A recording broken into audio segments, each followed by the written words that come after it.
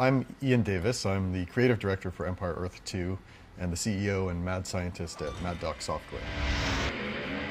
I've always been a strategy game nut from the old board games, so when the opportunity to work on Empire Earth 2 came up, I jumped at it because it was my chance to take all of the ideas that I've accumulated, put them into play, and let people have a new experience that still is familiar to them.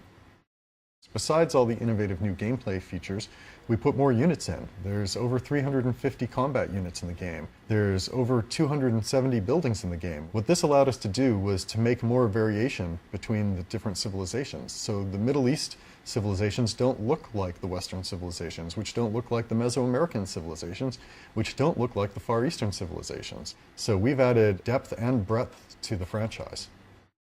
When we started working on Empire Earth 2, we took it as an opportunity to put into the game all the things that were missing from the genre for years and years. Things such as our citizen manager, the territories, the crown system, weather affecting gameplay. All of these things are things that increase the realism, increase the depth of the game, and add a lot of replayability, but have just been missing from real-time strategy games so far.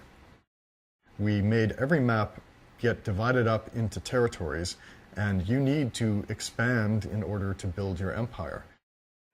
In Empire Earth 2, we decided to take that feeling of, oh, I'm the best economically, or I'm the best militarily, and make it part of the gameplay as you're going along. So if you have the best success militarily at that point in the game, you'll win the military crown. You also can get the economic crown. And there's a third crown, the imperial crown. Each of these crowns has their own powers, and they balance each other out. First, we have 9 different modes of multiplayer: territory control, king of the hill, hotspots, as well as your traditional conquest and regicide type games. We also added a mode called Sole Survivor, which can be applied to a large number of the other modes, and that means only one player can win the game. We put in something called the War Planner also, which helps coordinate attacks. Send it to your allies, and once they accept it, it gets overlaid on your minimap, and everybody knows exactly which way to go. I've worked on almost a dozen real-time strategy games. My background in artificial intelligence makes me uniquely qualified to create a game where the AI is going to give you challenge after challenge after challenge and keep your replayability high. So at Mad Dog, we're really the perfect people to continue with the Empire Earth franchise.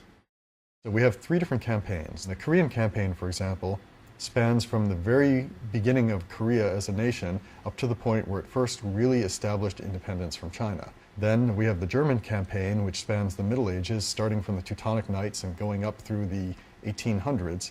And finally, we have the American campaign, which goes from Teddy Roosevelt's time up to the time that nuclear-powered Hercs wandered the streets of Washington, D.C.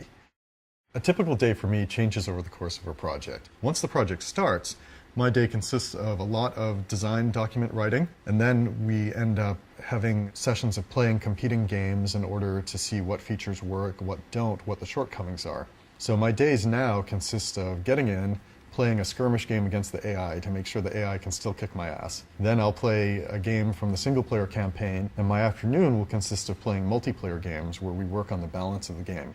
But what we found is that with all the different features we have here, there's really a challenge every time I go out there. Rated T for Teen.